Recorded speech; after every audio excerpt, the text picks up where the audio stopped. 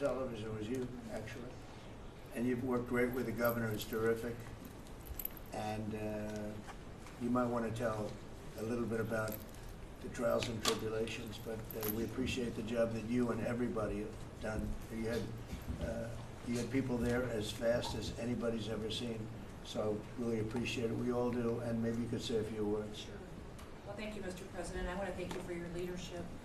Texas is strong, and the people of Texas are incredibly strong. They've gone through something that is absolutely horrific, and it is heartbreaking to watch these families suffer the way that they are. As soon as this flash flooding event happened, you know, the governor has activated his emergency responders. Nim Kidd is his emergency management director, who is incredible, and has immediately worked with the local first responders to get help to individuals and get them evacuated, put requests into me. We deployed, sir, right away, as you know, because you and I were talking a lot during this time, the Coast Guard. We also had some assets out of Customs and Border Protection. Our BORTAC teams went in and helped with rescues and clearing debris so that we could get roads open and people get the help that they need. I think when I got there the most, sir, that day, as soon as I arrived on site, was getting a briefing from all the emergency responders, was just how unified they were in focusing on the fact that we're there to save lives. They were there to rescue people, find people who were still alive, and to reunify them with their family members. We as a federal government don't manage these disasters. The state does. We come in and support them, and that's exactly what we did here in this situation. FEMA went to an enhanced level immediately, but as soon as you signed the major disaster declaration, we were able to get them resources and dollars right away, just like you envisioned, through state block grants to help them with cleanup. And we're still there in presence, and FEMA's been deployed, and we're cutting through the paperwork of the old FEMA, streamlining it much like your vision of how FEMA should operate, and it's been a much better response to help these families get through this terrible situation. We still are looking for people. We're still looking for a lot of little girls and other family members that were camping along that river, and they will continue until they find every single person, and we will continue to help them and assist in that. I was surprised when I got there at the camp that day, right after this happened, the parents that were there, the parents that were looking for their children and picking up their daughter's stuffed animals out of the mud and finding their daughter's shoe that might be laying in the cabin, and just hugging and comforting people matters a lot. I'm extremely grateful for God's hand in that whole situation, because hundreds and hundreds and hundreds of people were saved. And this is a time for all of us in this country to remember that we were created to serve each other. God created us to take care of each other. And that when we do that, we are happier, we are more fulfilled, and we can walk alongside people on their worst day and help them get through it and come out the other side, knowing that we can continue to live a life that God has purpose for us. So they're grateful for you. Several times the day after the flooding, you and Melania were on the phone with me, and I want to thank you for that. That meant the world. I was able to tell many of those folks that I had been visiting with you, and that you had said, whatever they need, Christy, let's deploy it and get it down there and be helpful. And on Sunday, when the families were waiting at a church to identify their children's bodies, Franklin Graham and I called in and prayed with the families and read some scripture with them, and he was incredible in making himself available to that as well. We'll be back down there in a couple of days and continue to do all we can, but this is an unprecedented event. It really is. There's been tragedies like this around the country, but everyone is unique in different situations, and the response the federal government had supporting the state through this, I'm proud of the people that stepped up and immediately came. The Coast Guard, when they came in,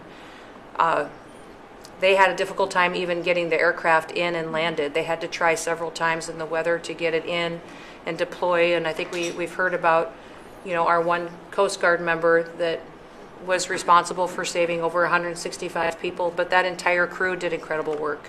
And all the first responders there did incredible work. And I know people are getting tired now, but they're getting reinforcements and volunteers are showing up. And I just want to commend the governor and his team for being the leaders. And they're so thankful that you're letting them make the decisions and manage the response like it should be. And then us supporting them with the resources of the federal government. We've already deployed dollars to the state, much like the block grants that you've talked about. Right. So they're grateful for that, sir. There's never been a wave like this outside of the breaking of a dam, because this was almost a wave that was ended feet high more, actually. Now, with the dam, you can understand it, but this approached almost with that speed. When you see a dam break, it's not a pretty sight. It wipes out everything, and this is the kind of thing that built up so fast.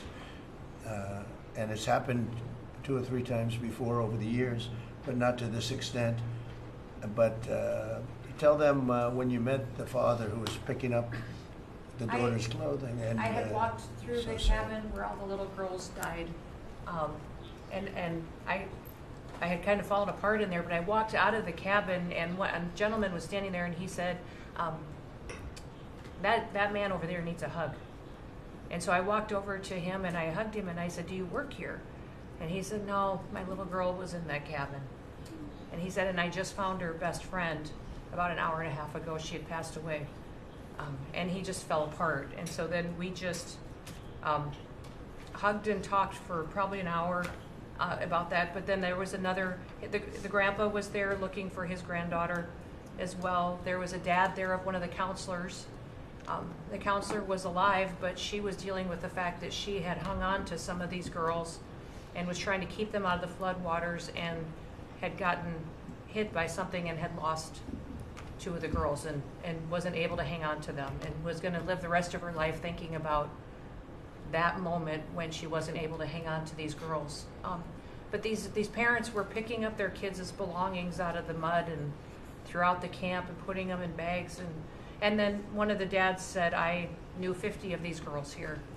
So I knew that was her dress and my daughter's friend's dress. So he was picking it up and putting it in a bag to return to her parents. And so it was and then the director was there comforting everybody who had lost his father the night before too, and he was still there trying to facilitate all of these parents grieving their children and find them. So the strength of people is incredible. One of the things that I asked there that day was that they all have escorts or counselors when parents come in. So from that point, that when they came into the camp, that they have somebody with them when they're going and looking for their children's belongings or looking for their children. And so very emotional, but also just so tragic. The relationship with Texas and the governor has been obviously very good for years with me, but the relationship with Texas and their first responders and us with our first responders and lots of other people, and we brought in a lot of helicopters from all over. And we had a lot of helicopters. It was actually dangerous, a lot of helicopters up there, but they were real pros, and they were responsible for pulling out a lot of people. And we got them there fast, and Texas had some good ones too. But the response has been incredible, and the fact that we got along so well, I don't know, I don't even think that's a political thing, but we got along so well, and it was so unified. I think a lot of lives have been saved. That could have been as bad as it was, and you could have lost double or triple. This thing was just really horrible. Well, congratulations on a great job, and appreciate it. I know you're going down. I'll be going down on Friday with First Lady, who would be taking a trip, and we don't want to get in anyone's way because that's what happens. The president goes and everyone's around focused on. I don't want anyone to focus on us, but it's possible they could have somebody saved still. Yes, There's a lot of areas. It's a big area, and probably unlikely at this point, but there could be.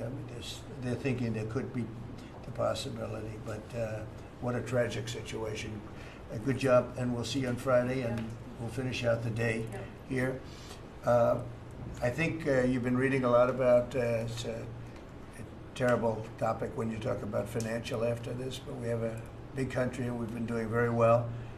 The tariffs, as you know, are starting to come in at record levels. Tremendous amounts of money are coming in to our country. We never did that before. We're not used to it. We only have tariffs going out.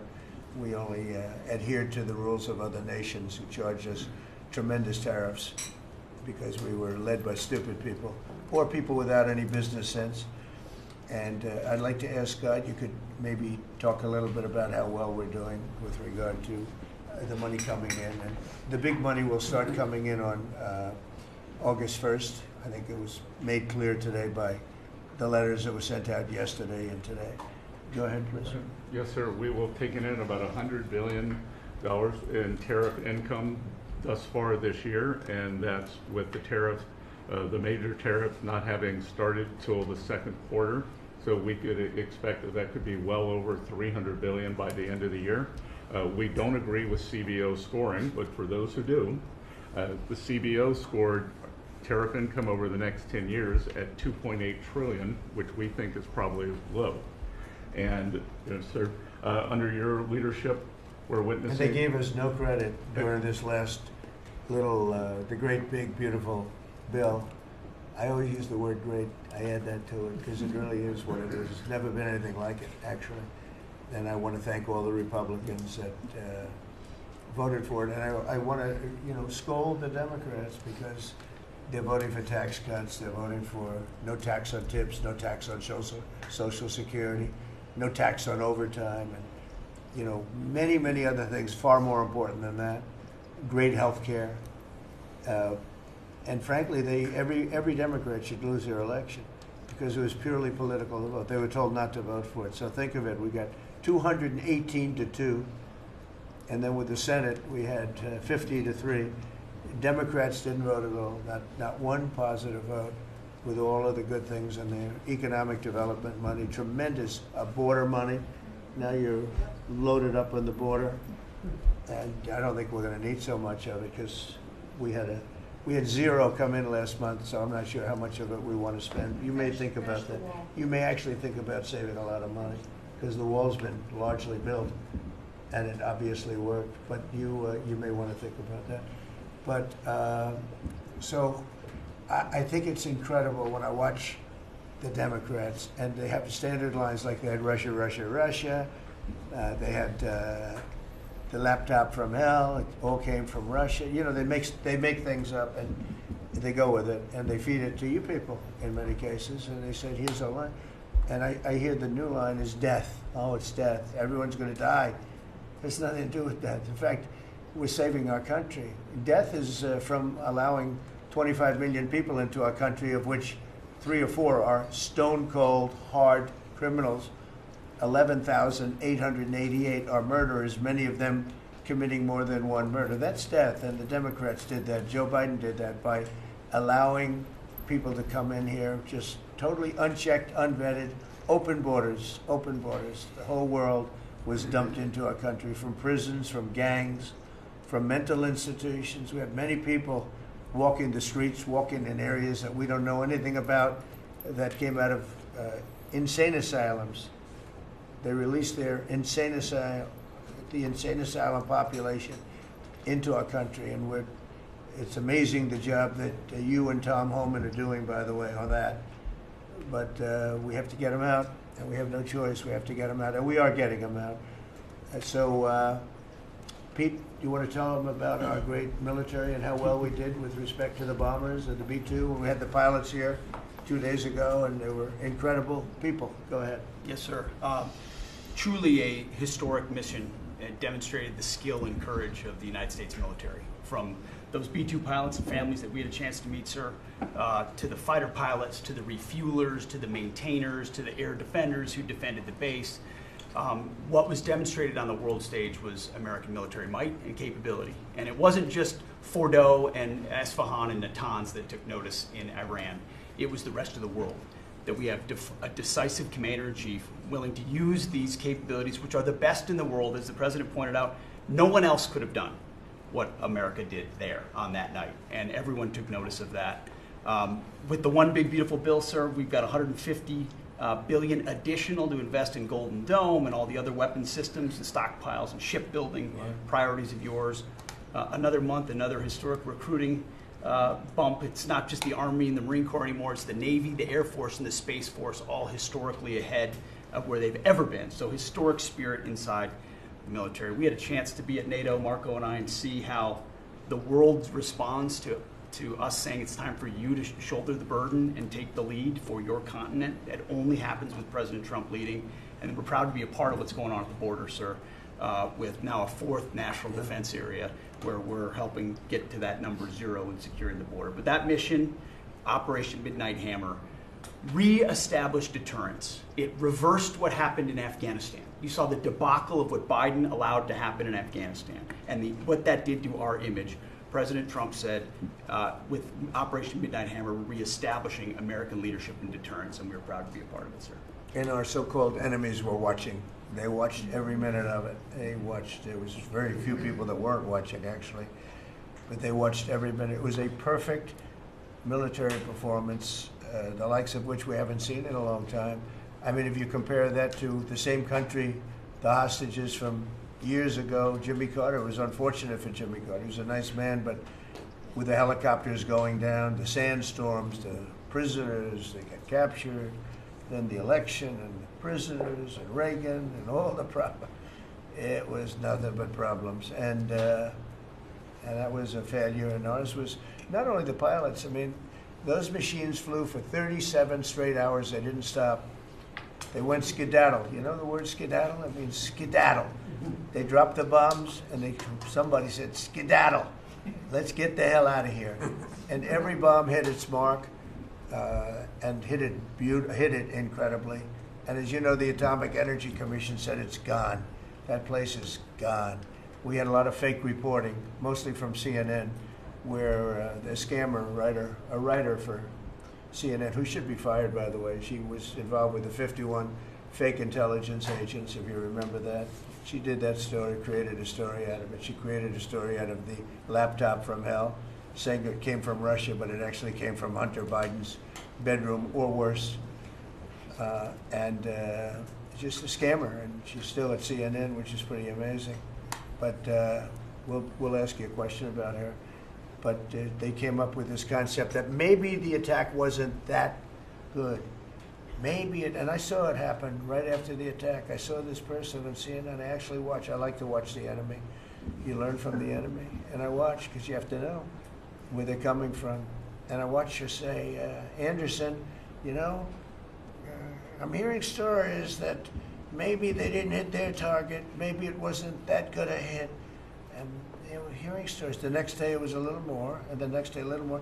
After 3-4 days, she was saying, you know, I don't know. I don't think it was that. Except by that time, everybody knew it was hit perfectly. The evidence is in the planes. The evidence the pilots are the best evidence. But they actually came out of their plane, because they were here the other day, and they said, it was so sad. We did such a good job. We flew into very dangerous airspace. I'll never forget, we were in the Situation Room, and they said they have entered Iranian airspace, and everyone took a deep breath, because they had more missiles pointed at them, but the equipment is so good, it's stealth, way up in the air, and it was stealth, and they went right through that, and they sort of, by the time they found out they were there, they were already gone. That was the word skedaddle, get the hell out of here. But they were right in the most dangerous airspace in the world, and they took those big, beautiful, very fast, they're unbelievable planes. I mean, they become really beautiful works of art. You know, I always thought they sort of were cool, but now they look better than just cool, don't they, huh? But they dropped the loads, and literally they would hit, if you look at this table, from here to there, they had a half a refrigerator door is the way to best explain it. Take a refrigerator door, average size, cut it in half. That was their target. They hit every single one. Then we had 30 missiles, Tomahawk, shot from submarines 300 miles away. Every one of them hit their target. It was a perfect mission. Then they came back, almost 37 hours. Every plane worked perfectly. The mechanics were here too. I said, you got to get the mechanics here. We didn't have any problems. If you remember, they had a lot of problems with the helicopters, but they did fly through a dust storm, which they shouldn't have done. Sometimes you say, let's go back and try it on a nicer day. Dust and sand don't work well with helicopters if you know much about helicopters, but that was a horrible embarrassment to us. Then we had Afghanistan, which I think was the most embarrassing moment in the history of our country, and we would have gotten out. I was the one that got them down. I would have kept Bagram, the big air base, which right now is controlled by China, one among the most powerful runways in the world, thick with concrete and steel. Anything could land, and right now they were 1 hour away from where China makes its nuclear weapons. I was keeping it. Outside of that, we were leaving, and I would have been out faster than them, but we would have gotten out with strength and dignity. Instead, that was the most botched up mess I've ever seen. They left all that equipment behind, and every year they have a parade running down some third-rate street with the equipment. You know, it's supposed to be Fifth Avenue. It doesn't work. But with all that equipment that they left, they should have taken every ounce of it.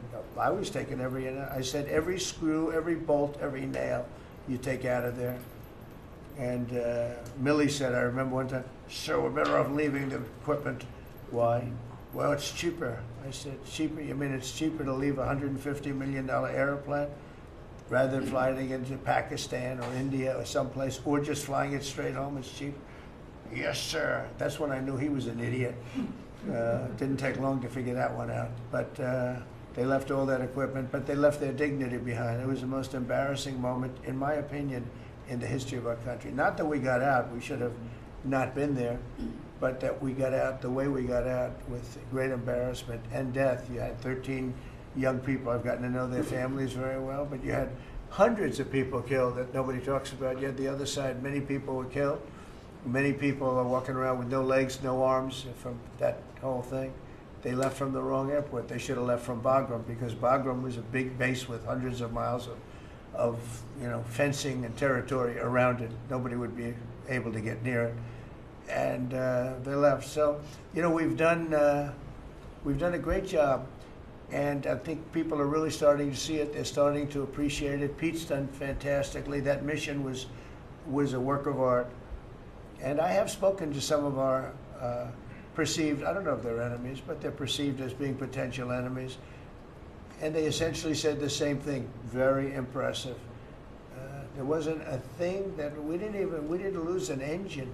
We didn't lose it. They landed and they were cheered. But the sad thing was they were cheered, and one of the pilots said, we were a little concerned because when we got out, we were told that on television they were reporting that we may have missed our targets. Sir, we hit every target. That's what I do for a living. We hit every target. In fact, when the bombs hit, a yellow haze came over the horizon that I've never seen before. It just lit up the whole horizon, brighter than the sun. It was like looking into the sun. He goes, we hit our target, because you know what that was exploding. And but they were a little downbeat because they listened to that fake CNN reporting and the fake New York Times. They worked together to try and say that it wasn't perfect. They couldn't say they missed. All they could say is, maybe it wasn't perfect. And you ought to fire that reporter immediately. You should fire her. Real fake. And so I just want to congratulate those pilots. And a lot of people don't like bringing things like that up. I do. I always like confronting, because otherwise the public doesn't know that you're a bunch of crooked people. But they know, they've learned, and the media has to straighten out their act. The media is down to 17% approval.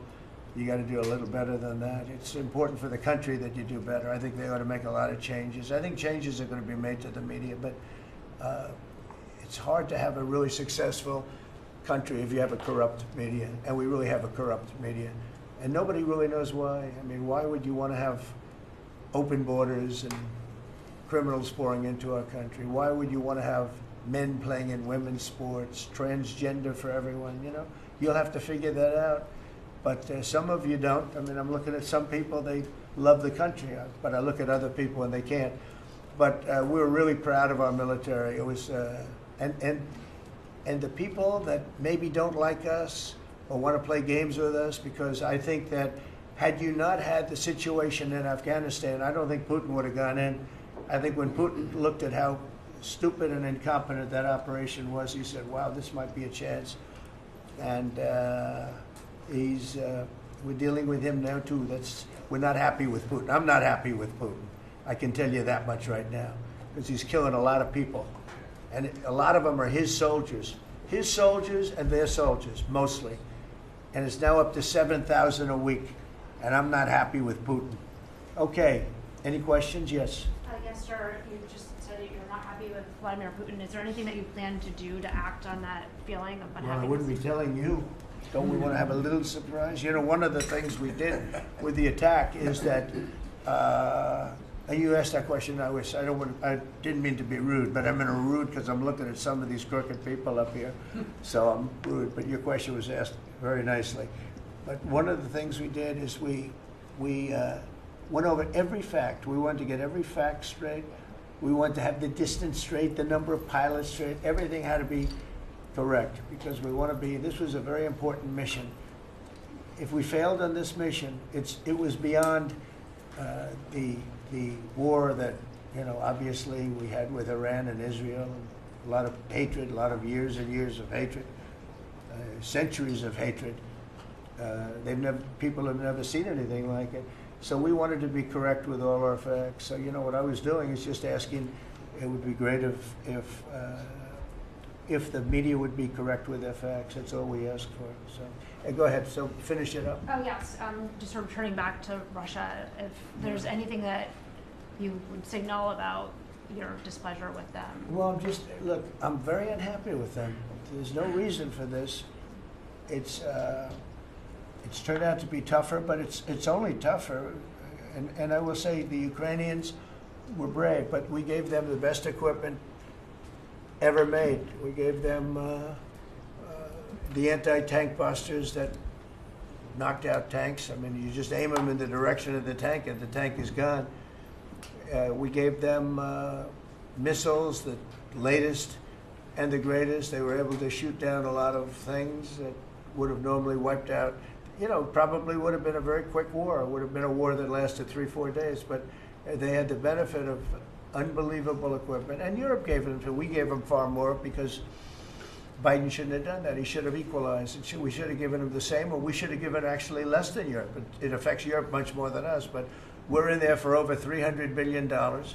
Europe's in there for over $100 billion, but still, Europe gave a lot. And I will say this, the Ukrainians, whether you think it's unfair that we gave all that money or not, they were very brave, because somebody had to operate that stuff. And a lot of people I know wouldn't be operating it. They wouldn't have the courage to do it. So they fought very bravely. But we gave them the best equipment in the world. We make the best military equipment by far. There's nobody close. You look at other equipment from other countries, it's not even close. That's why everybody wants to buy our equipment. And that's why we're going to step up these contractors now that make it, and they're brilliant, but they make it too slowly.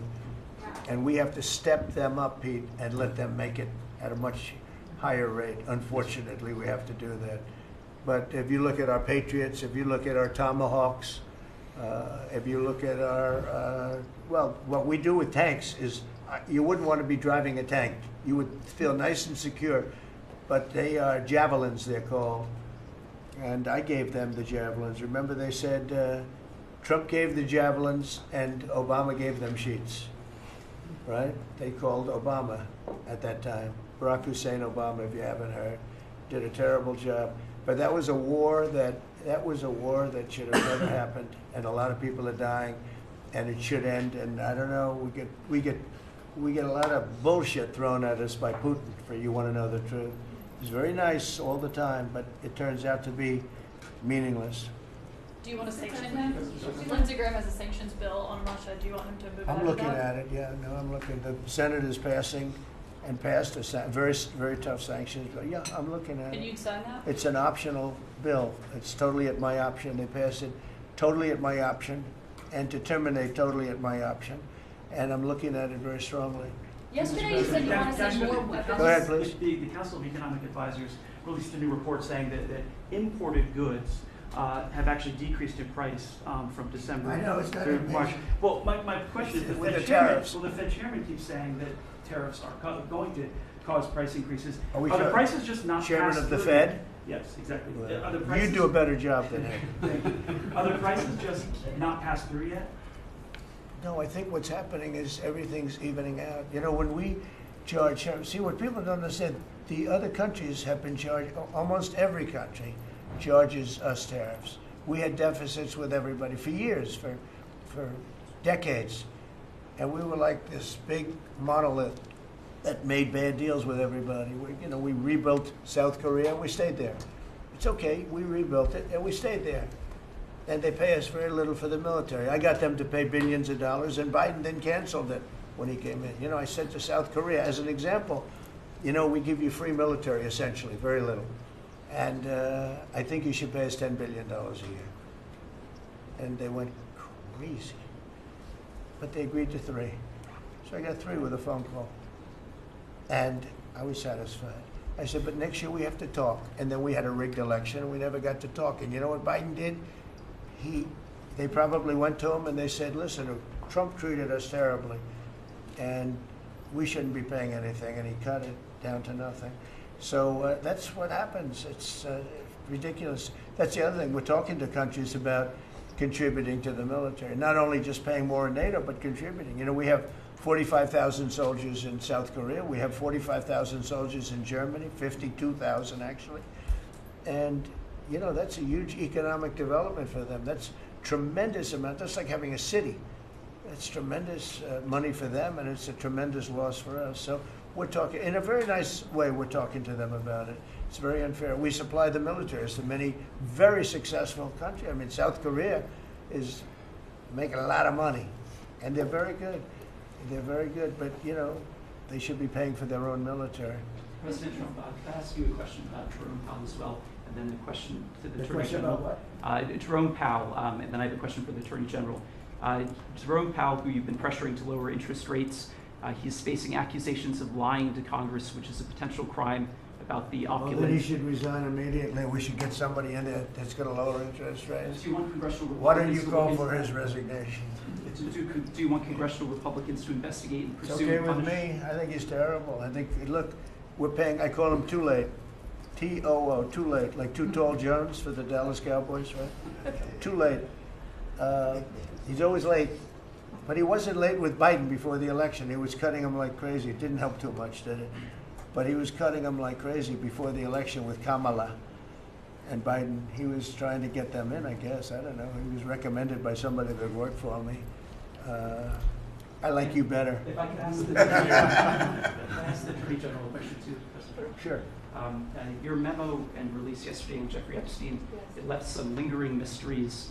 One of the biggest ones is whether he ever worked for a American or foreign intelligence agency.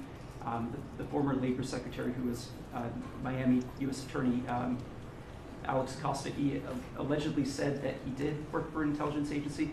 So could you resolve whether or not he did? And also, could you say why there was a minute missing from the jailhouse tape on the night of Saturday? Yeah, sure. If Hey, I Pam, could, could I just interrupt for Sure. 1 second?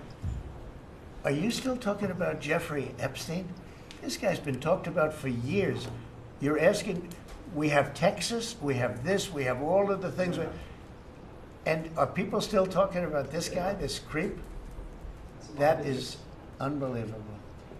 Do you want to waste the time, and do you feel like answering? I don't mind answering. I mean, I can't believe you're asking a question on Epstein at a time like this, where we're having some of the greatest success and also tragedy with what happened in Texas. It just seems like a desecration, but you go ahead.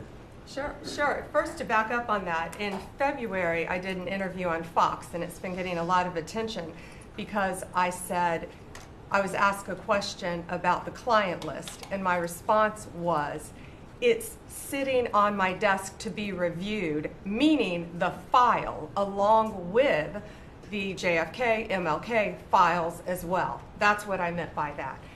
Also, to the tens of thousands of video, they turned out to be child porn downloaded by that disgusting Jeffrey Epstein.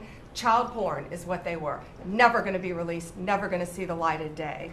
To him being an agent, I have no knowledge about that. We can get back to you on that.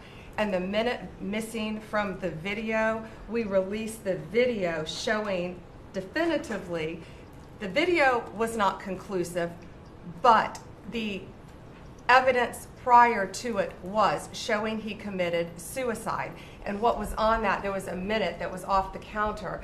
And what we learned from Bureau of Prisons was every night, they redo that video. It's old, from like 1999. So every night the video is reset, and every night should have the same minute missing. So we're looking for that video to release that as well, showing that a minute is missing every night. And that's it on Epstein. Mr. President, on the tariffs again, on August 1st, you've said it is the deadline. What incentives do countries have to negotiate? It seems that deadline keeps moving. It was April 2nd, now it's... We didn't move, no. It's always been August 1st, that's when we're paying. A statement was put out today, and I put it out just to make it clear. It wasn't a change, it was August 1st. We don't change very much. You know, every time we put out a statement, they say he made a change. I didn't make a change. A clarification, maybe. No, August 1st they pay. And everybody pays, everybody has to pay, and the incentive is that they have the right to deal in the United States. If they don't want to, they don't have to pay, and they don't have to deal here. But if they want to buy and make a lot of money and sell in the United States, they have to do that. You know, if you go back and look at some of the good presidents, our country was the wealthiest, proportionately the wealthiest, from 1870 to 1913.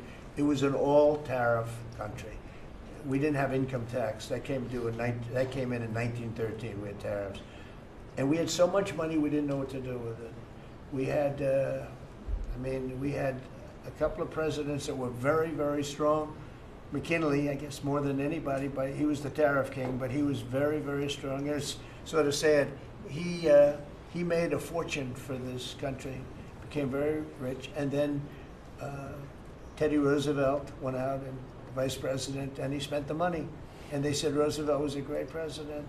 And let's say he was a great president, but the money was paid by McKinley with tariffs. Tariffs are charged by other countries at levels that are ridiculous. And you know, I call those other countries to say, and every one of them is willing to give us everything now, by the way, just so you know. Sir, we'll charge you no tariffs, nothing. We'll give you everything. We'll give you access to our markets. We'll give you everything. Is that a correct statement, Scott? Yes, sir. Howard, would you say that's a correct statement? Exactly correct. It's like they just don't, because they're very spoiled, because for years they ripped us off and we didn't have a president that understood it, or Secretary of Treasury or Secretary of a lot of different secretaries are involved, but certainly Commerce Secretary was, you know, not doing their job. I don't know about Kelly, she's small business. We'll keep it that way, okay? Her small business is bigger than almost all big businesses when you add it all up. But no, they are very respectful of our country. But the incentive is that they have the right to do business with us. Without that, they don't have the right to do business. And that would be okay, too. And with this flurry of deals, will we hear, in the next 24 hours, will we hear a flurry of deals? Yeah, we have a lot of them going out. But the deals are mostly my deal to them. We're picking a number that's low. We don't want to hurt them, and fair. We're picking a number that's lower than, in most cases, lower than what they charged us. But it's amazing when you've paid all this money for years and they get one president that's a little bit different and a little tougher on this subject, and they're willing to drop everything they've been charging us for years and years. I mean, we have countries going, we will have you don't have to pay any tariff to come in and do business. They're giving us total access to their countries. They gave us no access to the country. They say, well, you cannot go into our country. Okay, good. Now we will give you total access and you don't have to pay any tariffs. But please don't charge us tariffs. And we don't like that deal. So the letters I send out are, we have made some deals. We can make a lot more deals. It's just too time consuming. It just makes it more complicated. And we can do things over the years too. You know, we're not hard line, but it's about time the United States of America started collecting money from countries that were ripping us off and laughing behind our back at how stupid we were. Okay? Thank you. Mr. President, Yellow, on the tariff issue, so you talked about India coming. But then a couple days ago, you issued a new tariff threat to members of the BRICS countries for Yeah. if they aligned with anti-American policies. 10% charge. That would be India, Brazil, That's Russia, right, they have to pay South Africa. 10% if they're in BRICS. Because Right. BRICS was set up to hurt us. BRICS was set up to degenerate our dollar and take our dollar as the standard, take it off as the standard. And that's okay if they want to play that game, but I can play that game too. So anybody that's in BRICS is getting a 10% charge. Is that immediate, sir, or is Yeah, that pretty if soon. they engage in some behavior? Well, if they're a member of BRICS, they're going to have to pay 10% tariff, just for that one thing, and they won't be a member long. I thought BRICS was, I said this about a year ago, and it largely broke up. But, there are a couple that hang around, but I thought it largely broke up. BRICS is not, in my opinion, not a serious threat. But what they're trying to do is destroy the dollar so that another country can take over and be the standard. And we're not going to lose the standard at any time. If you have a smart president, you will never lose the standard. If you have a stupid president like the last one, you would lose the standard. You wouldn't have the dollar as you. And if we lost the world standard dollar, that would be like losing a war, a major world war. We would not be the same country any longer. We're not going to let that happen. The dollar, you ever hear the expression, dollar is king? The dollar is king. We're going to keep it that way, okay? And I'm just saying, if people want to challenge it, they can, but they're going to have to pay a big price. And I don't think any of them are willing to pay that price. Does that Red dress, jeopardize? please. Thank you, Mr. President. Are you optimistic about reaching the tariff deal with the European Union soon? Well, the European Union has been speaking to us, Ursula and the whole group, and they've been very nice. They treated us very badly until recently. Now they're treating us very nicely. It's like a different world, actually. They've treated us very badly. They were among the toughest to deal with. Actually, in many respects, they were much worse than China. Look at what they do to our companies. They sue Apple. They sue Google. $17 billion they got from Apple on a lawsuit that they didn't have a case. They have, judges that are European Union judges. And they take so much money away from our country in terms of that, in terms of other things that they do. They're very tough. But now they're being very nice to us, and we'll see what happens. We're probably 2 days off from sending them a letter. We are talking to them. I just want you to know, a letter means a deal. A lot of people say, we got 200 countries. We can't meet with 200 countries. We have a few trusted people that know what they're doing, that are doing a good job, but you can't do it. You have to do it in a more general way, but it's a very good way. It's a better way. It's a more powerful way. And we sent them a letter. You read the letter. I think it was well crafted. And mostly it's just a little number in there. You'll pay 25%, 35%. We have some at 60, 70. Those are ones with massive, where we have massive trade deficits because they've treated us very badly. But I would say in every case, I'm treating them better than they treated us over the years. Don't you agree with that? I do. I could have done much. I could have been much harsher. I don't want to do that. We want to have relationships, but in every case, they treated us far worse than I'm treating them. I'm treating them very good. I could go higher with the tariffs, but I don't want to hurt them. That's why when you just read it, you come up with the number. It's so incredible that prices are actually going down. Just so you know, when I got in, everyone said, "Oh, eggs are going through the roof." That was the first. I was in for about 4 days, and they started screaming at me about eggs. I said, "That's Biden's problem." I didn't know about eggs, but eggs went up about 5 times. You did a fantastic job, and we ended up shortly getting. In fact, for Easter, they said go out and buy plastic eggs. You can't use real eggs. Well, we bought 200,000 eggs for the White House for the Easter egg hunt that we have at the White House, and there were eggs. We had the price down, and now the price is lower than it was before. We did a good job with eggs, but we did a good job with groceries. Our prices are down in this country.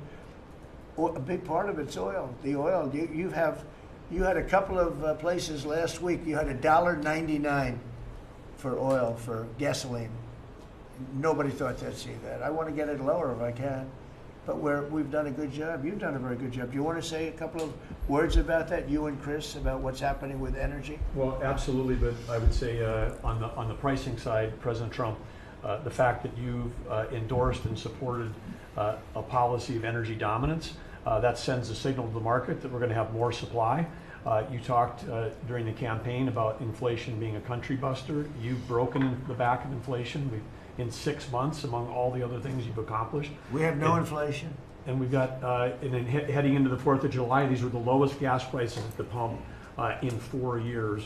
And again, for Americans, this is like hundreds of billions of dollars that stay in their pockets because we lower the price of gas at the pump. But when we lower the price of energy, it lowers the price of food. It lowers the price of the clothes you wear. It's the biggest thing. It's the biggest thing. It's like a big tax cut.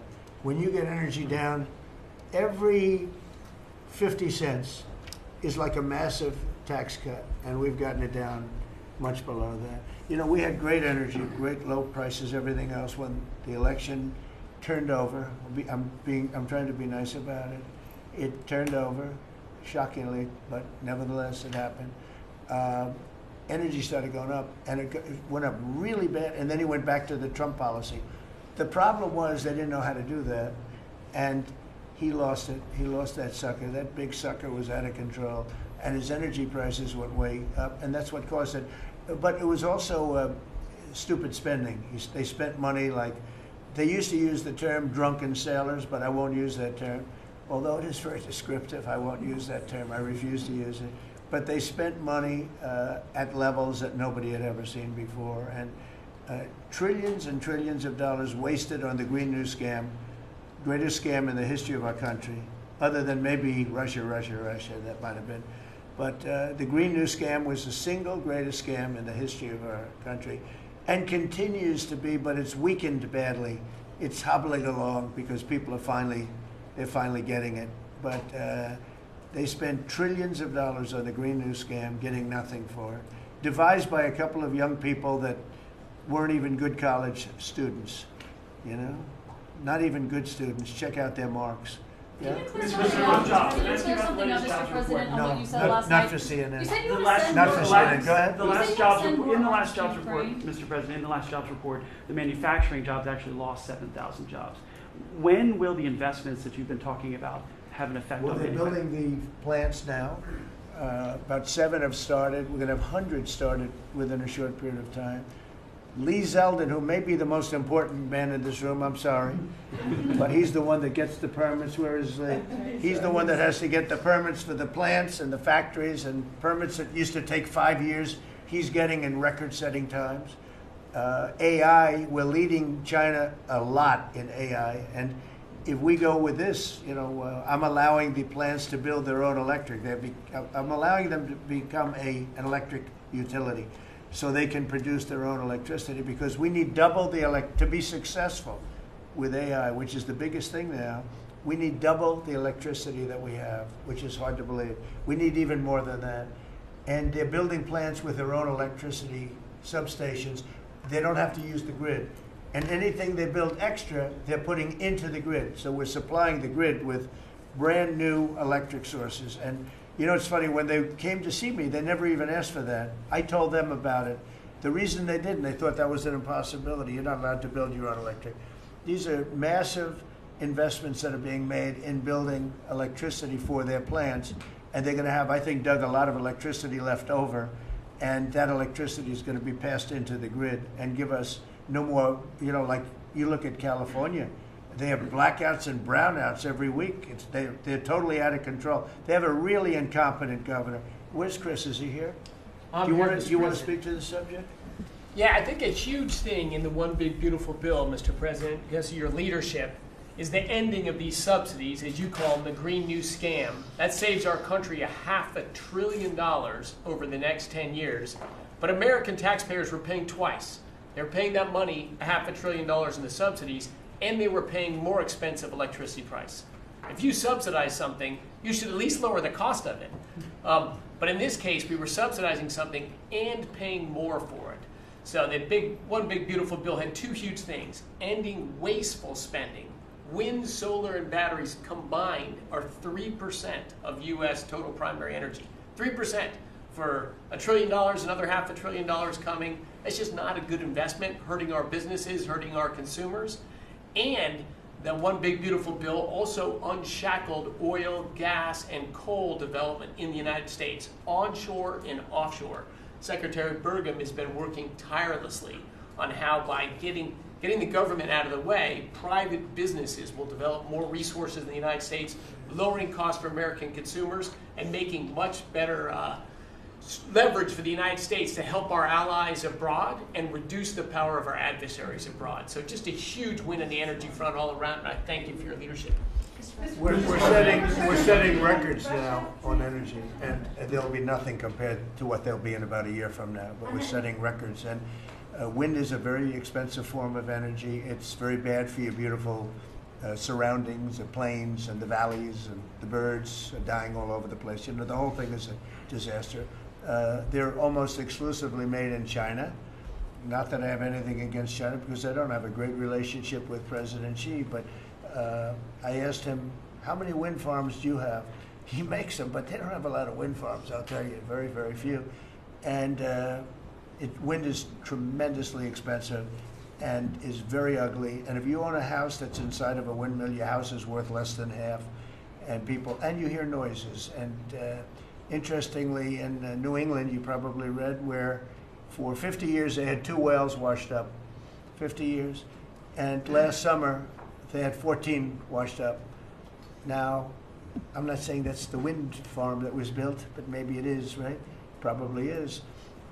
It's tremendously expensive, and it can only be done with subsidy. You know, I know a man that's in that business, and one of the biggest in the world actually runs a company that builds these stupid windmills. And he said, I hate the business because it's the only energy where you need subsidy. He said, energy shouldn't need subsidy. You should make money with energy. So wind. The other one is the solar, those big solar fields. They're taking our farmland. Our farmers are like mortified by it. They hate it. It's very, very inefficient and very ugly too. You know, probably better than a windmill, but you go around and you see all these things that are 3 miles long by 3 miles wide, and you say, what the hell is that? And it's a lot of plastic from China. It's plastic, black plastic from China. Now, we want to be smart. We're going with, look, China right now is building 58 coal-fired plants, 58 big ones. They have 62 on the books to build. We've reintroduced clean, beautiful coal, because you know you can do a lot with coal now. Clean, beautiful coal, and natural gas, and all of the other things that we have. But we don't want wind, and we don't want solar, because they're a blight on our country. They hurt our country very badly, and smart countries don't use it. Solar sounds good, I will say, and I like, on occasion, you'll see a roof which is made out of solar brick, but it's a smaller use. We need the kind of thing that's going to fire up our plants, and it's not going to be wind, you know, that is very intermittent, as you probably know. But they've spent a fortune. They've spent trillions of dollars on this stuff. And I'll just give you one other story. A friend of mine is a very successful guy. He went back to see his mother in Minnesota. Hadn't seen her in a long time. And he wasn't back for 10 years, which isn't a nice story. I mean, you don't see your mother for 10 years. She's got some difficulties, which I know the guy, he does have some difficulties. He's very successful, but probably not the nicest person. It was actually longer than 10 years, but he went back and he told me he wanted to go and look at the valley. There's a valley in Minnesota that he thought was so beautiful. And I hadn't seen it in a long time. He's driving along the road. He said, oh my, I'll use the word gosh, oh my gosh. He said, oh, he said it looked like a junkyard. You had 159 windmills. They were all over the place. Some were old, some were newer, different companies, different shapes, different sizes, different colors. Many of them were terminated meaning closed. You can't take them down because the environmentalists don't let you bury the blades because they're made out of a fiber they say is bad for the earth. So they want you to put them up, but they don't let you take them down. But many of them were turned off. He said it looked like a junkyard. Go to Palm Springs, California, and take a look at that pile of junk. And you go into a wealthy neighborhood. Before you get there, you have to ride through hundreds of windmills that are, most of them are turned off. They're rotting, they're rusting, they're 30 years old, 20 years old. And they have a very short life. You know, those windmills have a very short life, especially the ones that are in the nice salty Atlantic Ocean and Pacific Ocean, where the salt just gets under that steel and decimates it. No, it's a horrible, horrible thing for our country. And I speak out. It would be nice to say wind, because it sounds so good, doesn't it, Doug? Wind, wind. But it's not. It's these ugly machines, and they're all made, you got to see, some are a little taller, a little shorter. They're made by different companies. They have different stocks. They have different blades. They have different everything. It is so horrible. And if you look at smart countries, they don't use it. Smart countries don't use it. And we're now a smart country. We're not we're a brilliant country. We're not smart. We're brilliant now. We're going to be a brilliant country. We have to be, because we have to catch up for some really stupid people that did a bad job. Yes, Brian? Yes, Mr. President, I've got a quick comments and feedback as a native Texan, someone that I grew up bringing my kids to a camp very near the affected camp now. Thank you on behalf of Texas. I've gotten hundreds of messages that want to thank. If you're in the cabinet room, you can tell the president and his team on behalf of Texans, thank you so much for the quick response and the loving, the hugs. I saw that you gave. Two quick questions. I saw a Palestinian senator. His name is Schumer. He's a great Palestinian. No, he's a Palestinian. He's become a Palestinian. He's abandoned the Jews. But I saw him say, it's Trump's fault. Yeah, that's right. It's Trump's fault. He was actually, do you ever see John Lovitz, The Liar? Where he goes, yeah, I went to Harvard. That's right. This was Schumer. He goes, yeah, it's Trump's fault. That's right, it's Trump. I actually saw that stupid guy try and blame it on me, and I said, man, that's a tough one to take. But his career is limited, because I hear AOC is going to beat him, and she's no bargain either, by the way. Go ahead. Well, I'm just saying that's an example of an America First team effort to get this country back. So that's what America First looks like for the viewers watching us at home. My two questions. Looks like we have a rogue judge, an Obama-backed rogue judge that is attempting to block the funding to Planned Parenthood, which the big, beautiful bill cuts off the funding to Planned Parenthood. Any plans to challenge that? Okay. Absolutely. Yes, we're on it. We're on it. And I texted, I believe, I talked to yesterday Secretary Lutnick and Secretary Besson. I reached out to you to let you know that we were on it in the big, beautiful bill. Wonderful. And then my I second... let her handle that question. You notice? I said, go ahead, handle that question. We'll toss it to her. Then my second question was Secretary Rollins. You did an amazing press conference today in front of the Department of Agriculture. You talked about the Farm Act and the need to get China out of our country, owning farmland. For the viewers at home that might have missed that, can you recap what that means to national security to make sure we can grow our own food? Well, thank you, Brian, sir, if you don't mind. Yes, this morning Secretary Hegseth, Secretary Noem, and Attorney General Bondi and I had a press conference at the USDA.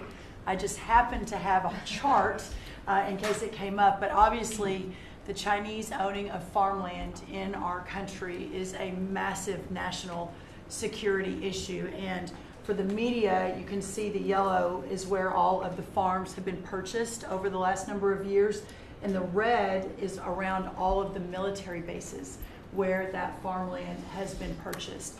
So this is a massive national security issue. The press conference this morning included 3 of our greatest governors as well, Sarah Sanders from Arkansas, Jim Pillen from Nebraska, and Bill Lee from Tennessee. The states have begun taking a leadership role to ban the purchasing of China farmland. Obviously, Congress needs to step up and catch up, and we're going to be working alongside of them as well. We had some of our members, great members of Congress there, but it is time. And I think that this morning was symbolic of many things. The first of this administration working every day to effectuate President Trump's leadership and unequivocal support of America First.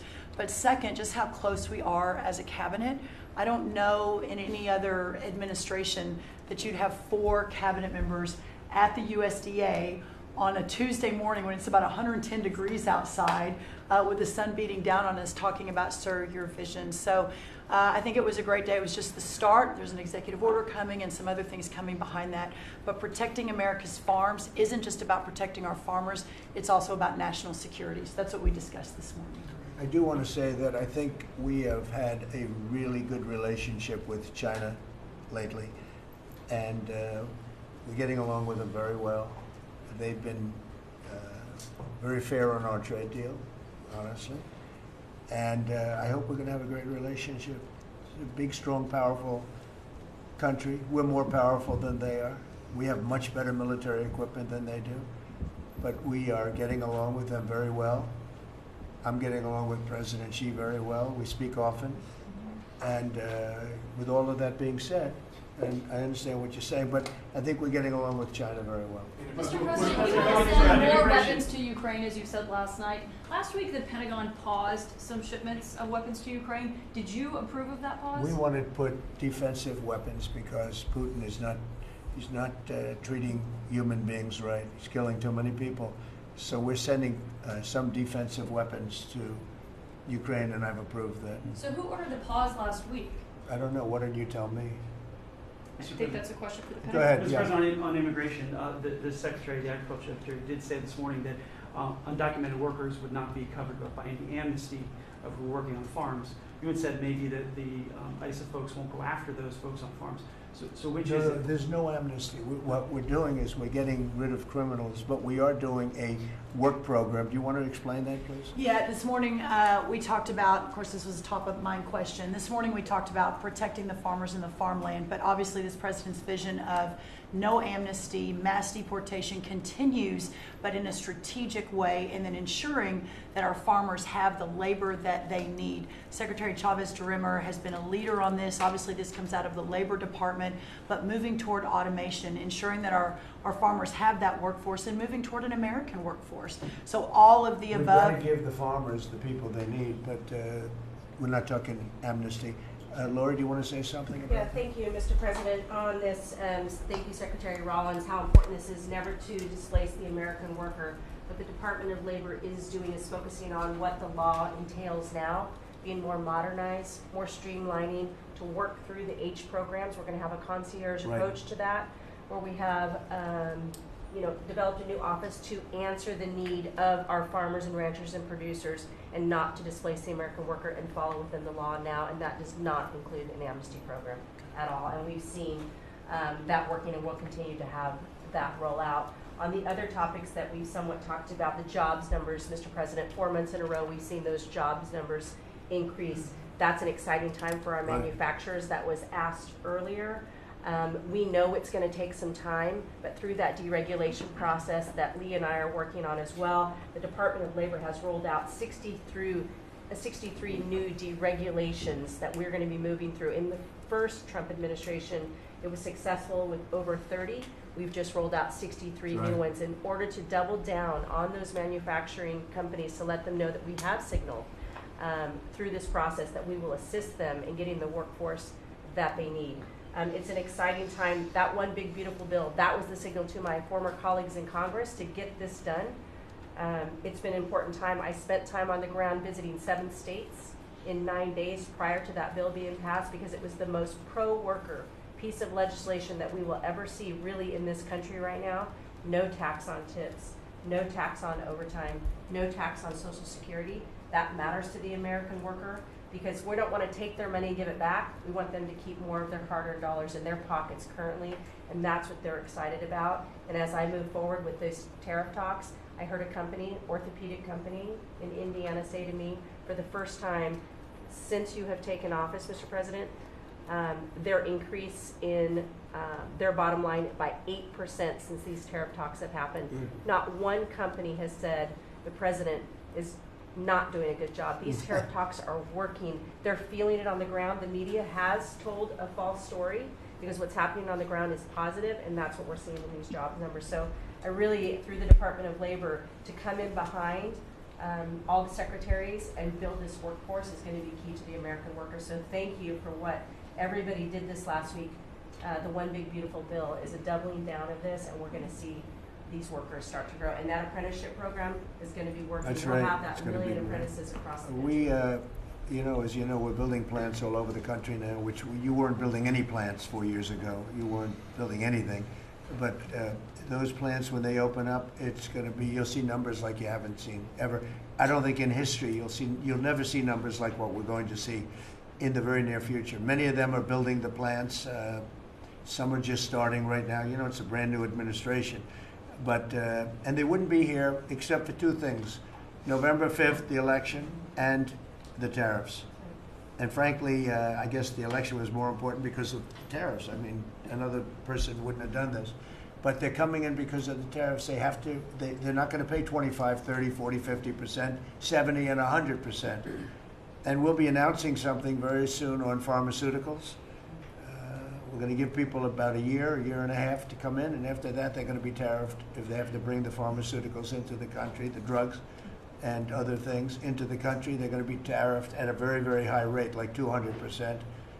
We'll give them a certain period of time to get their act together. But they were all here now. They all left. They went to other places because we allowed, people that sat in this room allowed it to happen. And I don't allow it to happen. The people in this room don't allow it to happen. So we're going to be announcing pharmaceuticals, chips, and various couple of other things, you know, big ones. We did steel, as you know, they're 50%. We did aluminum, 50%. Lumber just came out. Mention that's copper. And we did cars. And now, today we're doing copper. Copper and lumber. What would that tariff be on? The sectional tariff? I believe the tariff on copper, we're going to make it 50%. 50%.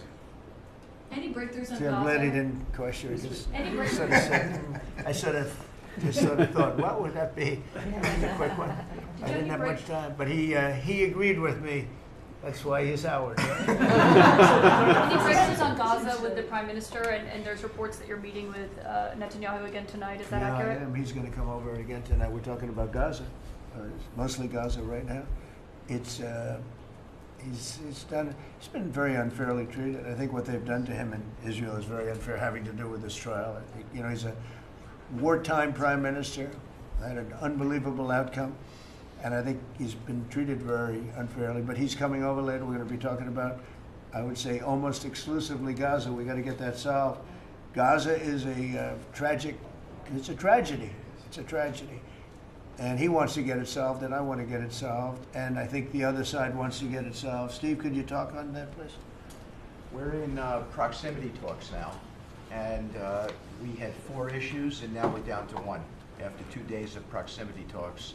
So we are hopeful that by the end of this week, we will have an agreement that will bring us into a 60-day ceasefire. 10 live hostages will be released, 9 deceased will be released. We're meeting at the President's direction with all the hostage families to let them know, and we think that this will lead to a lasting peace in Gaza. And you're doing a good job. It's a tough one. It's a tough one. A lot of hate, you know, it's called long-term hate, but we think we're going to have it solved pretty soon, hopefully with a real solution, a solution that's going to be holding up. And can I follow up? This is, I think, the first cabinet meeting since Elon Musk has not been a special government employee, not here anymore. He's now saying he's going to create a third political party. Are you worried about the impact that could have? No, I think it'll help us. It'll probably help. Third parties have always been good for me. I don't know about Republicans, but for me. Are you second guessing any of the cuts that Doge made? Since you No, described it as off the rails look, the other day? we cut hundreds of billions of dollars with Doge. We could have done it differently. I would have done it differently a little bit, maybe, but it was something that we saved a lot of money. You can always second guess. I guess some of the people in this room maybe would have done it slightly differently, and some would have done it exactly the way it was done. But it was dramatic, and it was important, and we found a lot of things like billions of dollars given to people for environmental protection, where they had $100 in the account, like in Atlanta, Stacy, and then you had another one with 20 billion here, and 20 billion here, and 2 billion here, and 15 billion, and Lee, you might want to mention just a couple of those things. We really got because of Doge. At the Trump EPA, the one big beautiful bill was filled with many big beautiful wins for the taxpayer. It delivered a sledgehammer to the Green New Scam. Billions of dollars rescinded. So it's a big deal for the American taxpayer who sees money go through pass-throughs that are filled with self-dealing and conflicts of interest. They see unqualified recipients. They see reduced agency oversight, and they want accountability with their tax dollars, and they got it. In the example of the Stacey Abrams connected NGO, they received $100 in 2023. They got $2 billion in 2024. They had to complete training on how to develop a budget that was put into their grant agreement. They, out of nowhere, started paying a CEO $800,000, a COO $450,000, 22 people making over 150 grand. Out of nowhere, this is tax dollars. So money go through pastors, through other pastors, through other pastors, and we lose oversight over it. And you see that it's going to former Biden officials, it's going to former Obama officials, it's going to Democratic donors. And we're not here saying we want to take money from a left-wing NGO and give it to a right-wing NGO. We want to give it back to the taxpayer. This is about us being good stewards of American tax dollars without any apology or regret. That's why President Trump was elected last November. Because there are a whole lot of people who maybe they hadn't voted Republican in a long time. Maybe they didn't even vote for President Trump the first time around in 2016, but they're regretting that vote from 2016 and they were making it right in 2024. So the One Big Beautiful Bill gave us the tools to rescind billions of dollars more. We're seeing hundreds of thousands of dollars that'll get wasted per electric vehicle as an example of this money that was going through it. They gave $50 million to a group called Climate Justice Alliance. They say that climate justice runs through a free Palestine. The Biden EPA gave $50 million to a group that says that climate justice runs through a free Palestine. We say that you're going to spend $1 in the name of remediating an environmental issue, then spend $1 on remediating an environmental issue. We say that we can protect the environment and grow the economy. We want to help grow more baseload power in this country. So why is it that it took this long for this team to get assembled, to be able to fix the mess that we inherited? But gosh, we love showing up at our jobs every single day, first thing in the morning, because all day long we get things done for the American taxpayer. And Congress did its part last week by passing One Big Beautiful Bill to deliver this accountability and to cut off the Green New scam. So maybe it's a bad day for Stacey Abrams. Maybe it's a bad day for all those well-connected Democrats getting paid off. But you know what? God bless America. Because at the end of the day, President Trump is here, J.D. Vance is here, and the greatest cabinet ever assembled to deliver that much-needed and highly demanded accountability. Mr. President, That was a very good answer.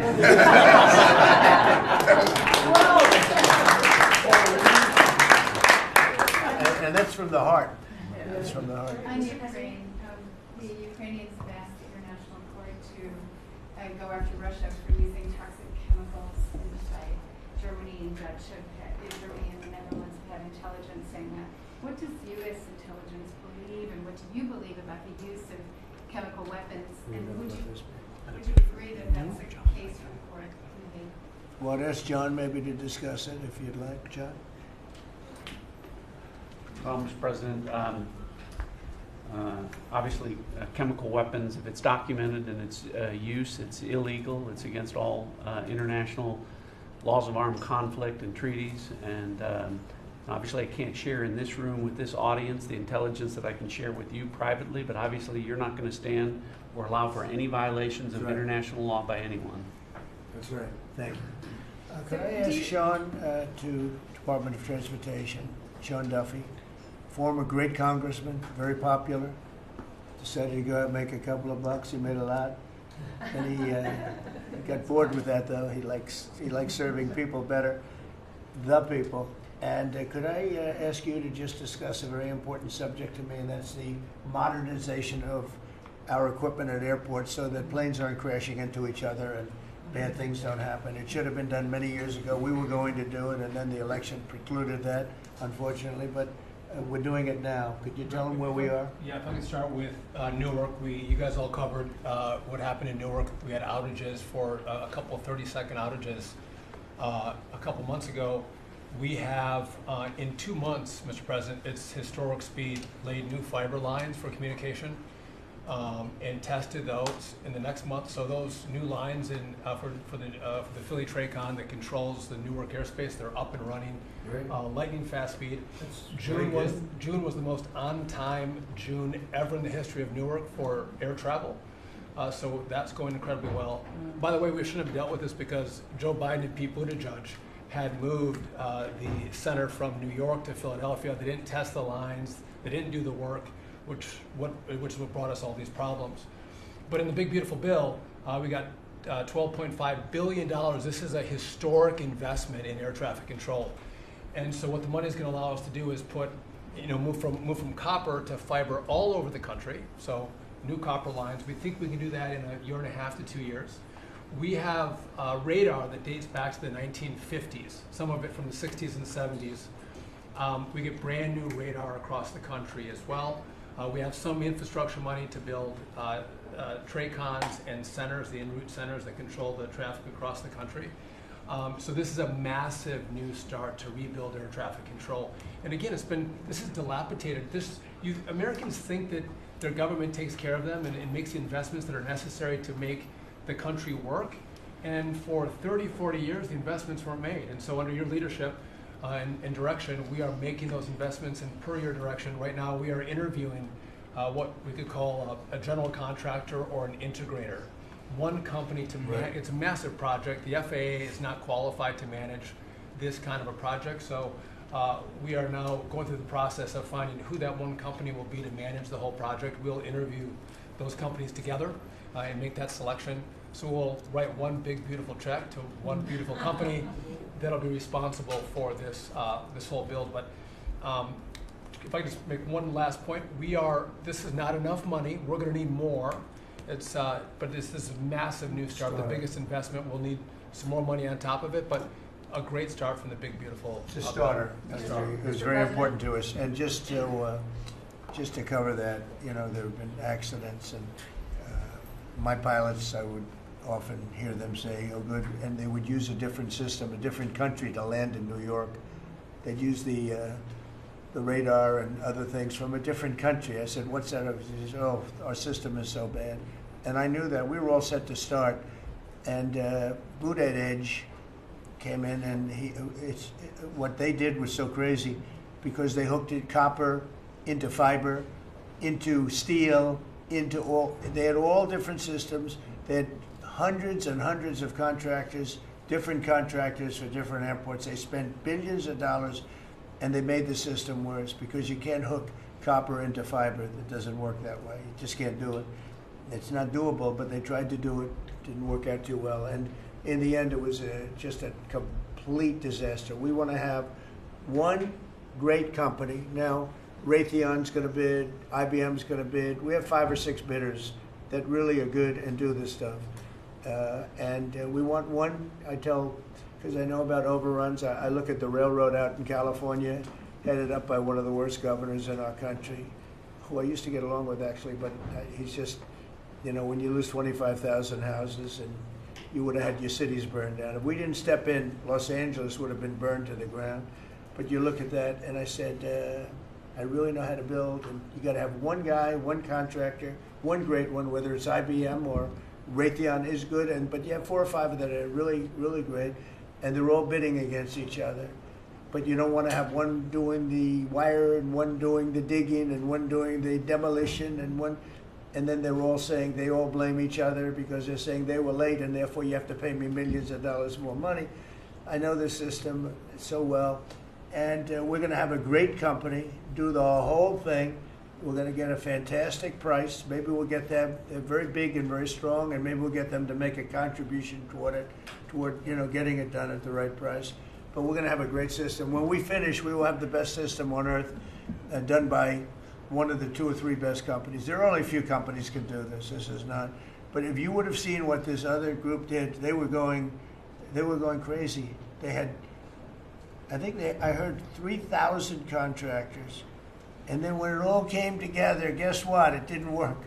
It's a disaster. So we're going to have in a pretty short period of time, it'll take us about 2 years to build it, and we'll have a contract given out probably over the next couple of months. We have some great bidders, some great companies that want to do the job.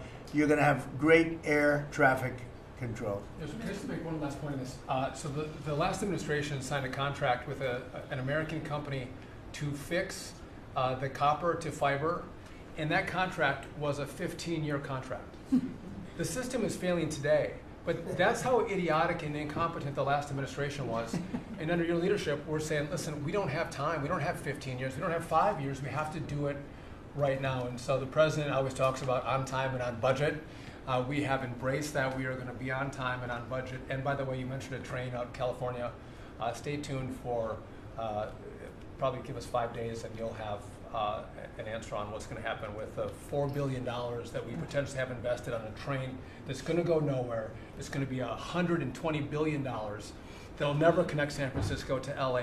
Again, the last administration wasted so much money on projects that never work. If you're going to have high-speed rail, you're going to invest billions, we should actually have high-speed rail in America, not boondoggles that fund political friends and allies and family They have members. from San Francisco, inside of San Francisco to inside of Los Angeles. Should have never been built because airplanes do it better. And you could drive it. You could drive it. No problem with driving it. The roads aren't even crowded. So they were going to do this. Somebody's idea. Somebody got paid off a lot of money and they started it. It was going to cost a very small amount of money. And it ended up costing literally hundreds of times what the original. And now what they did is they said, well, going into the city is too big a deal. So we'll leave it 25 miles short of the city. So now they're leaving it. They're not going to finish it, really. It's not the same project. So now they're leaving it outside of San Francisco and outside, short of each. They just want to get it done. And I've never seen cost overruns. You know, if you have a cost overrun of 10%, you should be ashamed of yourself. 20%, you should not do any more jobs. This is a cost overrun of 2,000%, something like that. It's unlimited, and it's not finished. And maybe it will never get finished. And I told Sean, look at it from every standard, but we don't want to, you know, we have federal money going into that, and it's like throwing it out the window. So whatever you can do to stop it. $15 billion and not one track has been laid. $15 billion and we're 16 years into the project, not one track. Mr. President, on New York, you're the most prominent Republican in the country from the city. What do you want to? Anywhere else? Well, I don't want to be a wise guy. Perhaps I could. Maybe Marco. But how do you want Republican voters in the city to vote in the upcoming mayoral election? Should they vote for Eric Adams? Should they vote for Sliwa? Should they pick someone else? Look, number one, you have a communist running, and you shouldn't vote for him. He's a disaster. He's leading.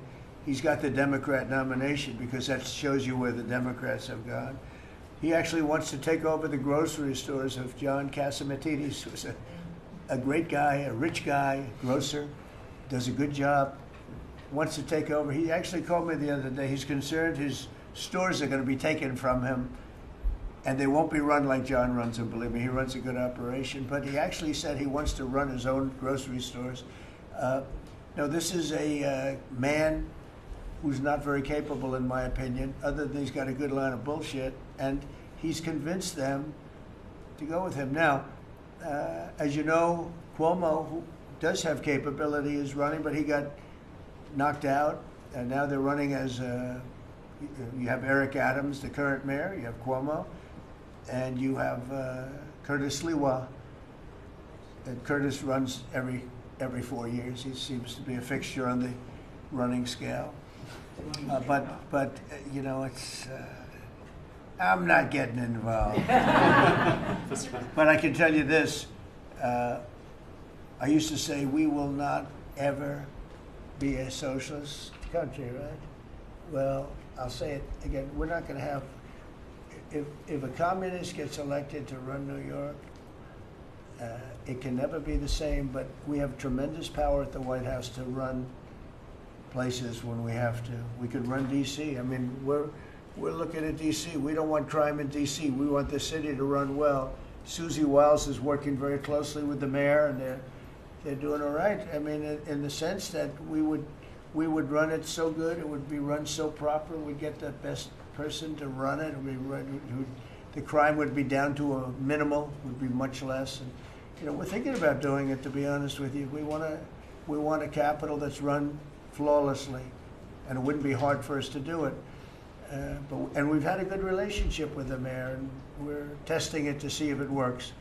But New York City will run properly. We're going to bring New York back. I love New York. You know, I loved New York for a long time. Then we had a bunch of crooked people in there. You have an attorney general who's a total stone cold crook. New York State, Letitia James, a total crook. All they do is want to go after political opponents.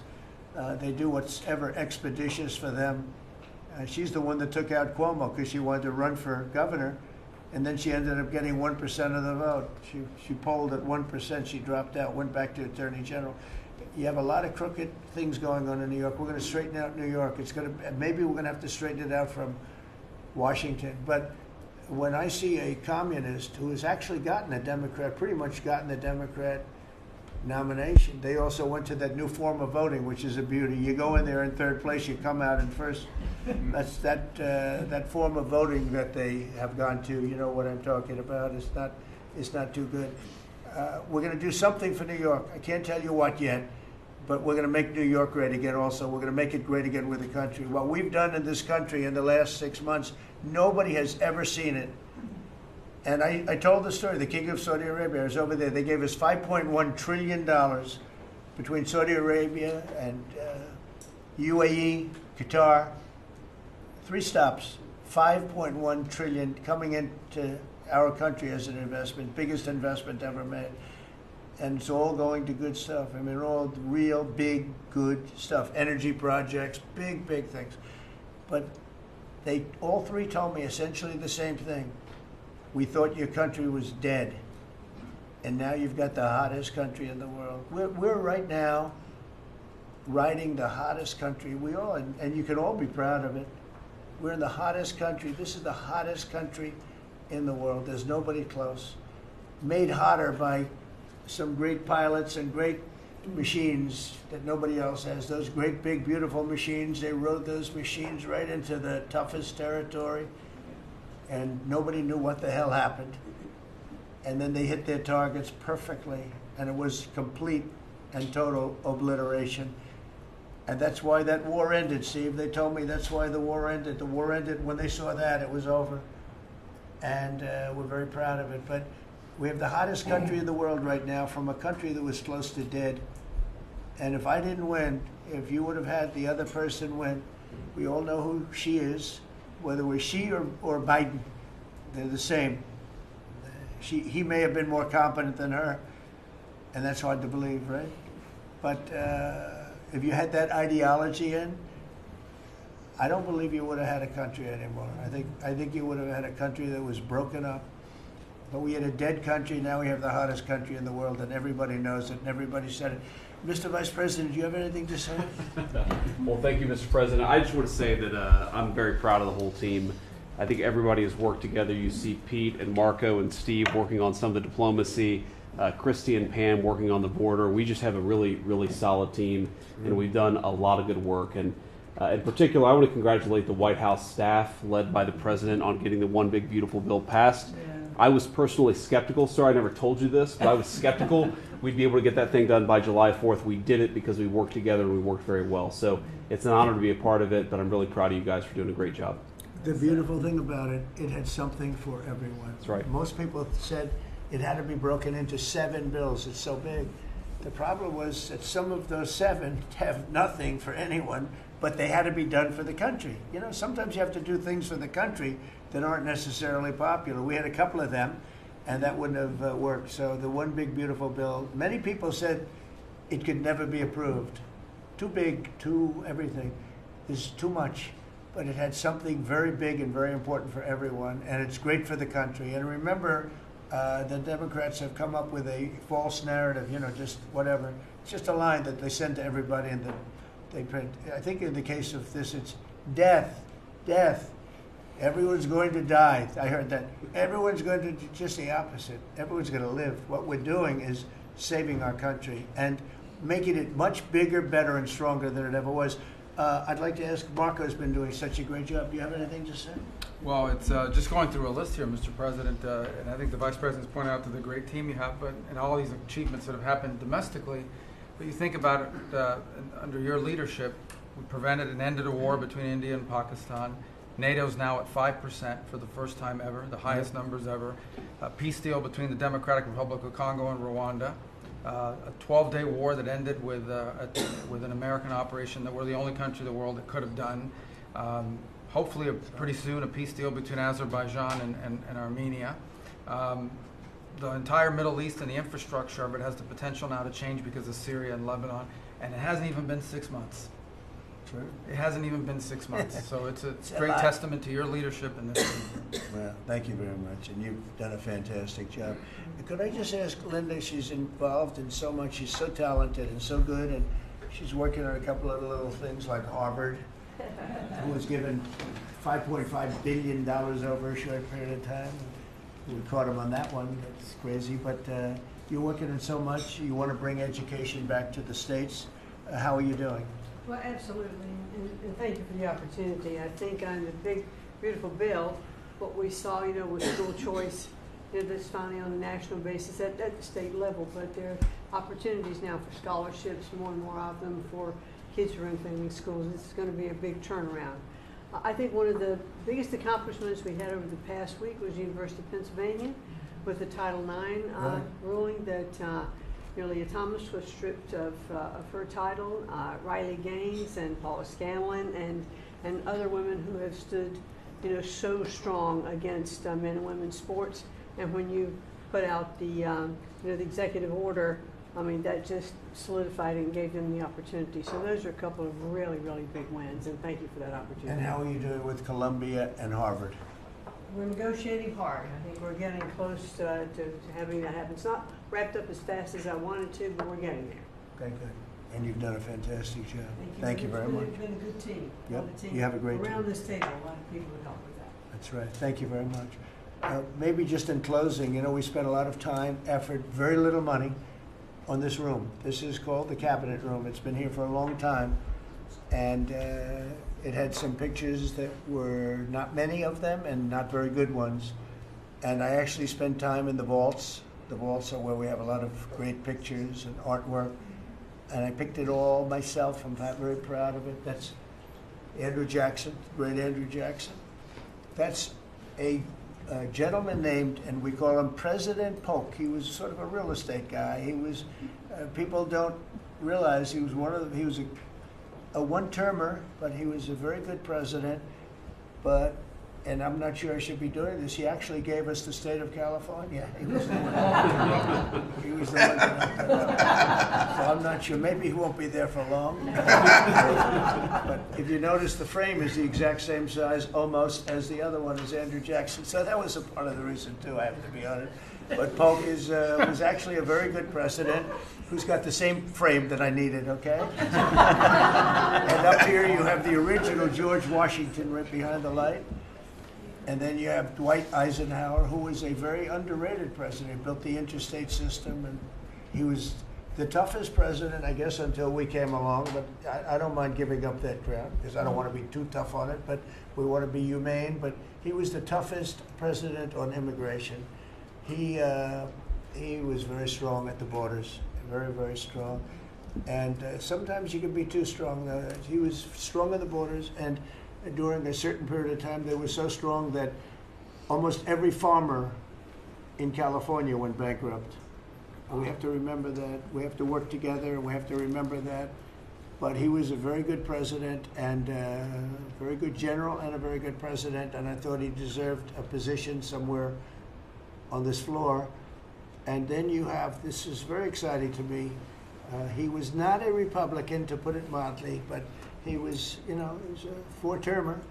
He was Franklin Delano Roosevelt. And if you notice, there were a lot of ramps outside. We have ramp, people say it's an unusual place for a ramp. It was because of him. He was wheelchair bound, but he was an amazing man.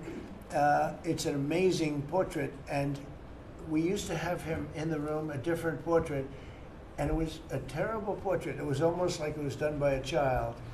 And I used to say, I can't believe that he would have approved of that portrait of himself.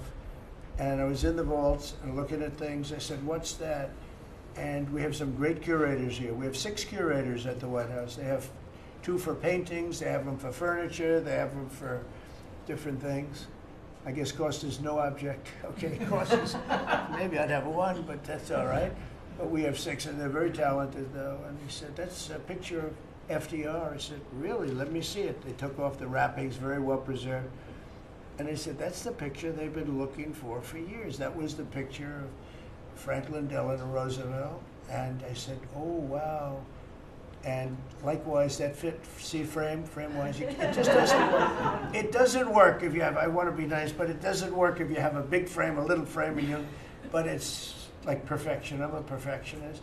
The mirror was down in the vaults also. I said, where is this from? And it's a very old, very storied mirror, beautiful. We put that up. And then over there is Honest Abe Lincoln.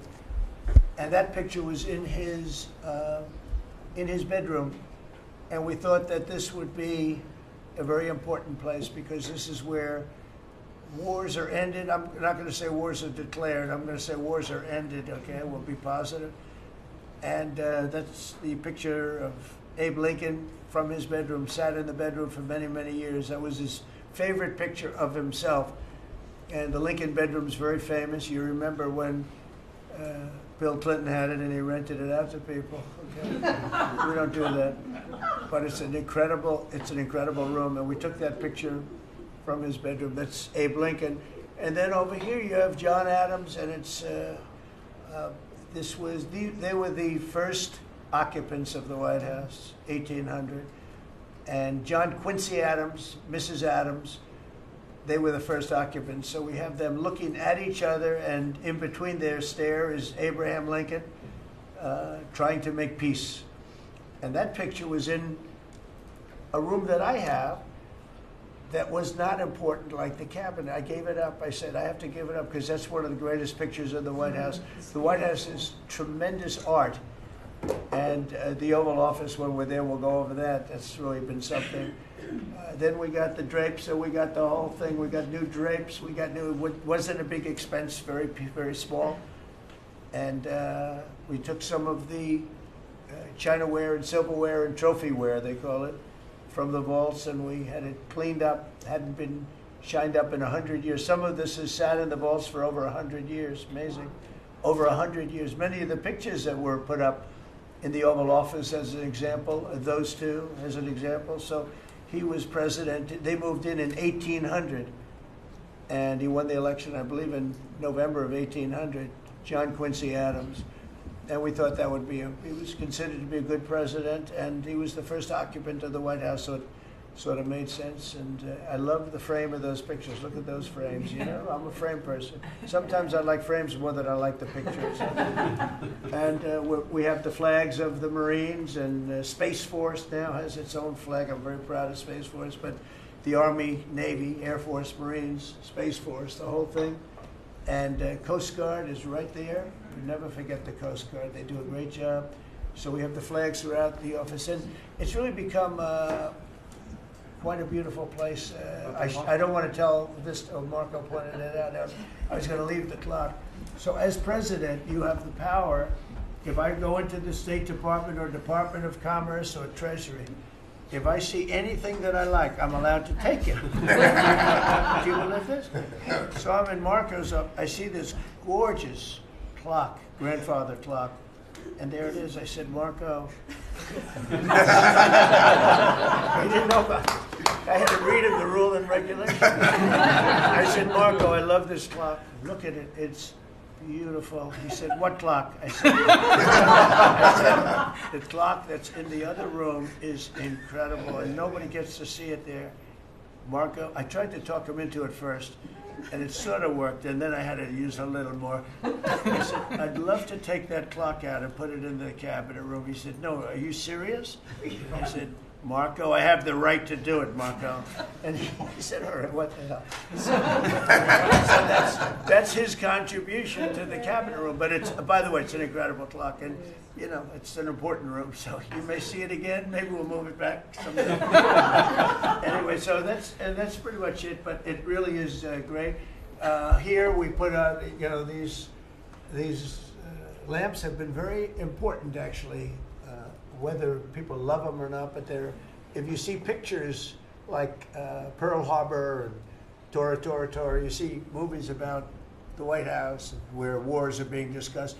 Oftentimes they'll show those lamps or something like those lamps, something that looks like them, probably not the reals, because I don't think they were allowed to. This is a very important room. This is a sacred room.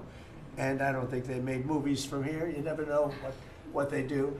But they were missing medallions. See the medallions on top? They had a chain going into the ceiling. And I said, you can't do that. You have to have a medallion. They said, what's a medallion? I said, I'll show you. And we got some beautiful medallions, and you see them. They were put up there. It makes the lamps look better. So we did these changes, and you know, when you think of it, the cost was almost nothing. We also painted the room a nice color, beige color, and it's been really something. The only question is, will I gold leaf the corners? You could maybe tell me my cabinet could take a vote. You see the top line moldings, and the only question is, do you gold leaf it? Because you can't paint it. If you paint it, it won't look good because they've never found a paint that looks like gold. You see that in the Oval Office. They've tried for years and years. Somebody could become very wealthy, but they've never found a paint that looks like gold. So painting it is easy, but it won't look right.